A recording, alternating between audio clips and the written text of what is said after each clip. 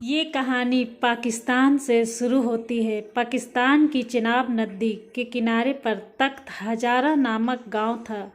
मौजू चौधरी गांव का मुख्य जमींदार था। उसके 4 पुत्र थे और रांझा उन चारों भाइयों में से छोटा था। रांझा का असली नाम डीडो था और उसका उपनाम रांझा था, इसलिए उसे सभी रांझा कहकर बुलाते थे।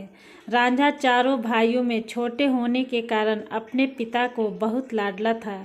रांझा के दूसरे भाई खेती में कड़ी मेहनत करते थे और रांझा बांसुरी बजाता रहता था, जिस कारण उसके भाई रांझा से नफरत करते थे। रांझा को बचपन में ही खूबसूरती से इश्क था। उसने अपने लिए सपनों में ही एक हसीना की तस्वीर गढ़ ली थी। रांझा बड़ा ही आशिक मिजाज था। 12 साल की उम्र में पिता का साया उसके सिर से उठ गया था और भाइयों से विवाद हो गया। अपने भाइयों से अलग होकर वह सारा दिन पेड़ों के नीचे बैठा रहता था और अपने सपनों की शहजादी के बारे में सोचता रहता था। एक बार एक पीर ने उसे पूछा, तुम इतने दुखी क्यों हो? तब रांझा ने पीर को अपने द्वारा रचित प्रेम गीत सुनाए, जिसमें सपनों की शहजादी का उल्लेख था। पीर ने बताया कि तुम्हारे सपनों की शहजादी हीर के अलावा और कोई नहीं हो सकती। यह सुनकर रांझा अपनी हीर की तलाश में निकल पड़ा।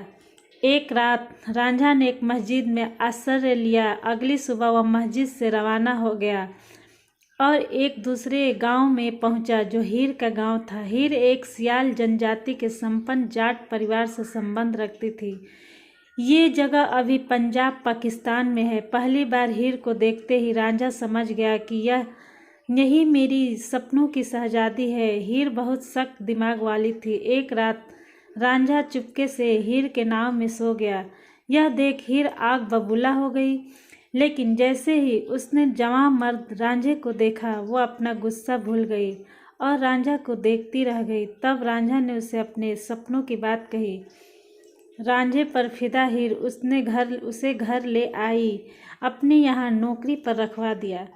हीर के पिता ने रांझा को मवेशी चराने का काम सौंप दिया। हीर रांझा की बांसुरी की आवाज़ में मंत्रमुग्ध हो जाती थी और धीरे धीरे हीर को रांझा से प्यार हो गया। वह कई साल तक गुप्त जगहों पर मिलते रहे, लेकिन हीर के चाचा को इसकी भनक लग गई और सारी बात हीर के पिता चुच्चक और माँ मालती को बता दी। अब हीर के घरवाले ने रांझा को नौकरी से निकाल दिया और दोनों को मिलने से मना कर दिया। हीर को उसके पिता ने सैदा खैरा नामक के व्यक्ति से शादी करने के लिए बाध्य किया। मौलवियों और उसके परिवार के दबाव में आकर उसने सैदा खैरा से निकाह कर लिया। जब इस बात की खबर रांझा को पता लगी तो उसका दिल टूट गया। वह ग्रामीण इलाकों में अकेला दर दर भटकता रहा। एक दिन उसे एक जोगी गोरखनाथ मिला। गोरखनाथ जोगी संप्रदाय के कनफट्टा समुदाय से था और उसके संधिए में रांझा भी जोगी बन गया। रब का नाम लेता हुआ पूरे पंजाब में भटकता रहा। अंत में उसे हीर का गांव मिल गया, जहां वो रहती थी। वो हीर के पति सैदा के घर गया और उसका दरवाज़ा खटखटाया। उसकी आवाज़ सुनकर हीर बाहर आई, उसे भिक्षा देने लगी। दोनों एक दूसरे को देखते रह गए। रांझा रोजाना फकीर बनकर आता और हीर उसे भिक्षा देने। दोनों रोजाना मिलने लगे। यह हीर की भाभी ने देख लिया। उसने हीर को टोका तो रांझा गांव के बाहर चला गया। सारे लोग उसे फकीर मानकर पूजने लगे।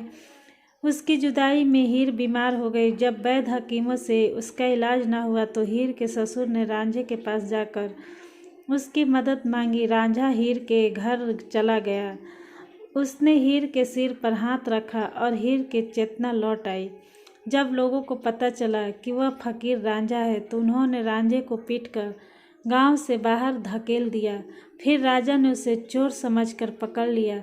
राजा ने जब राजा को हकीकत बताई और अपने प्यार की परीक्षा देने के लिए आग पर हाथ रख दिया तो उसने हीर के पिता को आदेश दिया कि वह हीर की शादी रांझा से कर दे। रांझा की आज्ञा के डर से उसके पिता ने मंजूरी दे दी, लेकिन शादी के दिन ही हीर के चाचा कैदों ने हीर खाने में जहर मिला दिया ताकि ये शादी रुक जाए।